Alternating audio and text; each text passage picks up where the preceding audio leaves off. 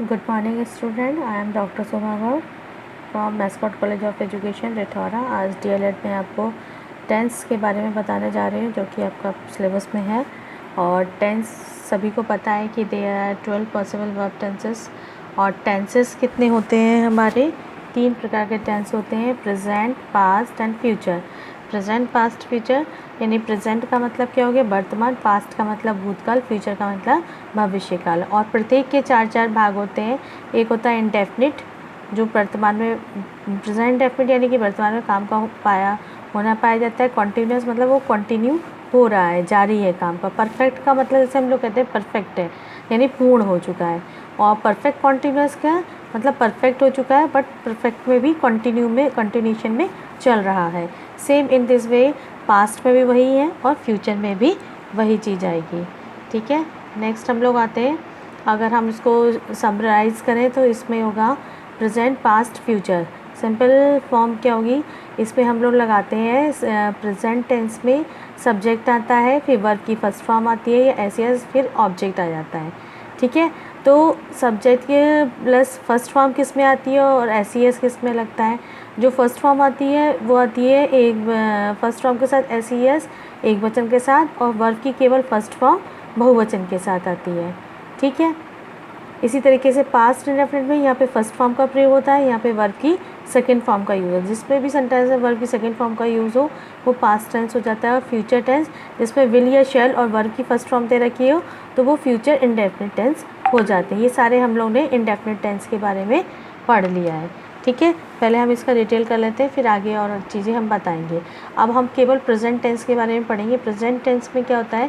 4 part होते हैं, जैसे मैंने बताया था, इंडेफिनिट, कॉन्टीन्यूअस, परफेक्ट और परफेक्ट कॉन्टीन्यूअस।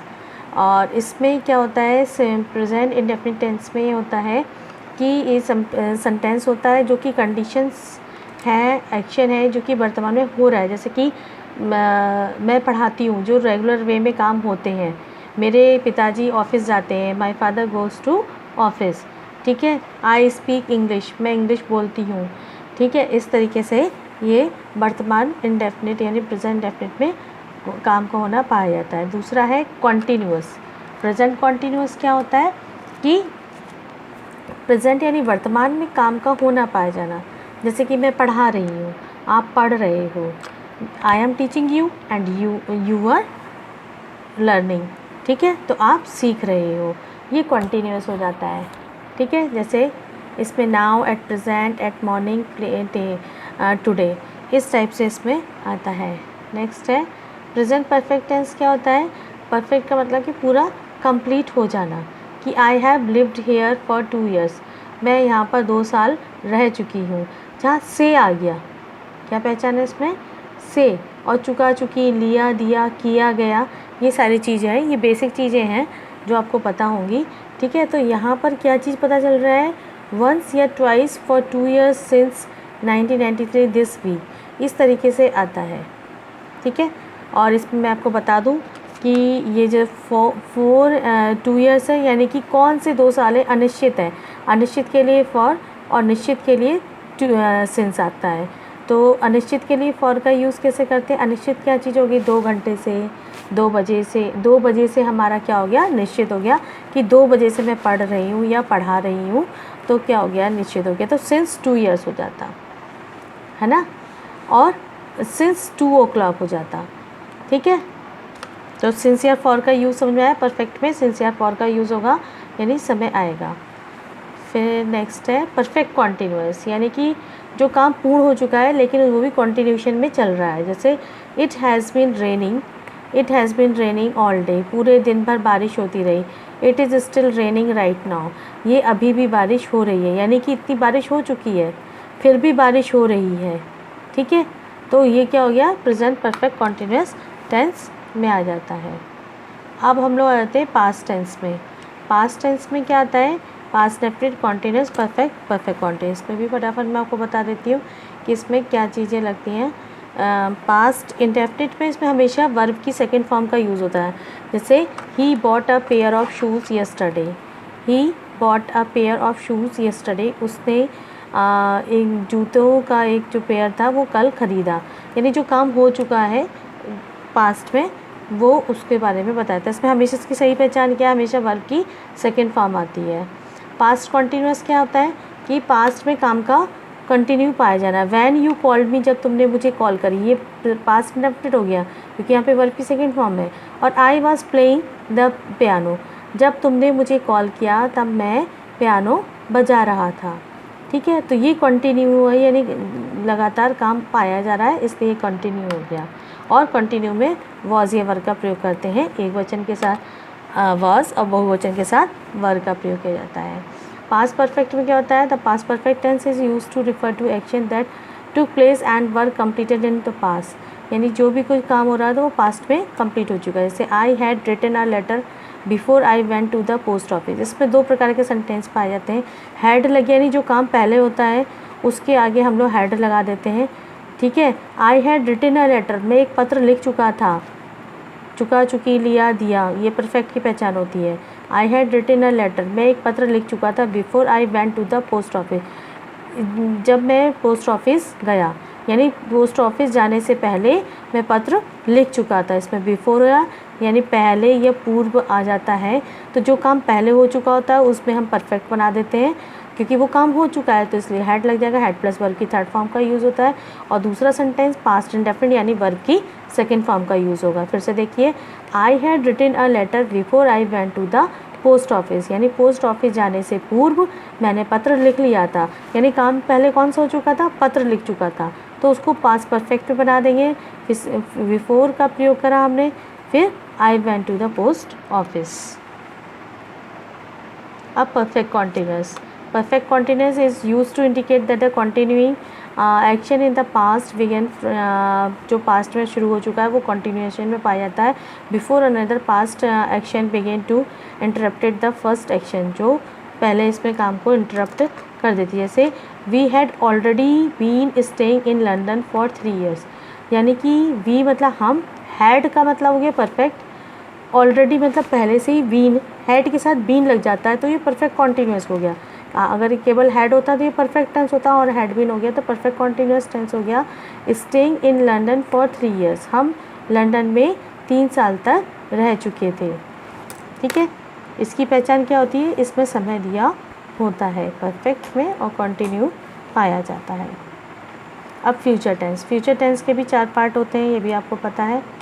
अब इंडेफिनिट में क्या होता है, बहुत ही सिंपल है, इसमें विल या शैल का प्रयोग होता है। किसका प्रयोग होता है, विल या शैल का। आई वी के साथ शैल और बाकी सबके साथ विल का प्रयोग होता है। लेकिन जब हम प्रतिज्ञा लेते हैं तो अपोजिट हो जाता है, यानी आई और वी के साथ विल। जैसे कि मैं आई विल किल यू, जैसे बहुत गुस्साती लोग कहते हैं मैं तुम्हें मार दूंगा, तो आई के साथ शैल का प्रयोग होता है। बट उस समय जब वो प्रतिज्ञा ले रहा होता है या कोई प्रण कर रहा होता है तो आई विल हो जाता है। ठीक है, उसी तरह से यहाँ पे वैसे जनरली हम लोग क्या करते हैं, आई और वी के साथ शैल और अदर्स के साथ विल का प्रयोग करते हैं। और फ्यूचर इंडेफिनिट की पहचान बहुत ही ईजी है, ये विल का प्रयोग होता है। She will go to Paris tomorrow, तो क्या होगा, शी विल गो, वो जाएगी, गा जुड़ गया इसमें, शी विल गो, वो जाएगी, टू पेरिस टुमारो, यानी कि कल वो पेरिस जाएगी। ठीक है, नेक्स्ट है आपका फ्यूचर कॉन्टीन्यूअस। फ्यूचर कॉन्टीन्यूअस में काम का होना पाया जाता है। फ्यूचर कॉन्टीन्यूअस में आपका जैसे इसमें आ रहा है एरर, हाँ, फ्यूचर कॉन्टीन्यूअस में क्या आएगा, इट हैज़ बीन, वही सेम है कि इसमें भी हैज़ का प्रयोग हो रहा है, क्योंकि अरे फ्यूचर से प्रेजेंट में कहाँ से हो गया, फ्यूचर कॉन्टीन्यूअस में थे हम लोग, फ्यूचर कॉन्टीन्यूअस।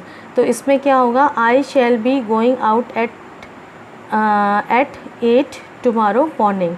अब इसमें कॉन्टीन्यूअस हम कैसे पहचानेंगे, देखो इंडेफिनिट में विल या शैल का प्रयोग हो रहा था, इसमें किसका प्रयोग हो रहा है, बी। अब फ्यूचर में जो भी यूज़ होगा कॉन्टीन्यूअस में वो बी जुड़ जाएगा। आई शैल बी गोइंग, कॉन्टीन्यूअस में आई एन जी लग जाता है। मैं जा रहा हूँगा आउट एट 8, यानी 8 टुमारो मॉर्निंग, आज मतलब कल सुबह मैं 8 बजे जा रहा हूँगा बाहर। मैं सुबह 8 यानी 8 यानी 8 बजे जा रहा हूँगा। ठीक है, तो इसमें कंटिन्यूएशन पाया जा रहा है, तो इसके साथ विल या शैल के साथ, तो विल या शैल तो फ्यूचर में लगेगा और विल या शैल के साथ इसमें क्या लग जाएगा, बी जुड़ जाएगा और वर्ब की फर्स्ट फॉर्म में आईएनजी लग जाएगी। फ्यूचर परफेक्ट में जो और सब परफेक्ट में क्या लगता था, प्रेजेंट परफेक्ट में हैज़ या हैव का यूज़ होता था, इसमें हैड का, पास्ट में हैड का यूज़, इसमें हैव का यूज़ हो जाएगा। कैसे, विल या शैल के साथ हैव जुड़ जाएगा, ना इसमें हैज़ होगा ना हैड होगा, इसमें क्या होगा, विल या शैल के साथ हैव का प्रयोग होगा। We shall have arrive at surveyor tonight. ठीक है, अब परफेक्ट कॉन्टिन्यूस में आ जाते हैं। परफेक्ट कॉन्टिन्यूस में काम का tense is use to indicate a continuing action that will completed at some specified time in the future. कि फ्यूचर में कुछ एक निश्चित समय होता है जिस समय तक ये काम कर लिया जाता है। यानी कि by June 2007 I shall have been working at this office for 3 years। यानी वो कह रहा है कि बाय जून 2007 यानी कि 2007 जून तक आई शैल हैव बीन वर्किंग, मैं यहाँ पे काम करती रही होंगी एट दिस ऑफिस, इस ऑफिस में फॉर 3 years, इस यानी 3 सालों तक मैं इस ऑफिस में काम करती रही होंगी, वो भी जून 2007 तक। तो इसमें क्या दे रखा है, इसमें क्या लगेगा, परफेक्ट कॉन्टिन्यूस में पहचान क्या होती है आपकी, है देखो प्रेजेंट फ्यूचर है तो विल या शैल लगेगा, परफेक्ट है तो हैव लगेगा, कॉन्टिन्यूस है तो बीन लगेगा। बीन कॉन्टिन्यूस है, कॉन्टिन्यूस में हमेशा वर्ब की फर्स्ट फॉर्म में आईएनजी आता है। ठीक है, अब इसके लिए आपको बहुत बहुत धन्यवाद। अब इसके बाद आप एक्सरसाइज करिए, इसमें कोई दिक्कत होगी तो आप मुझे ज़रूर बताएं।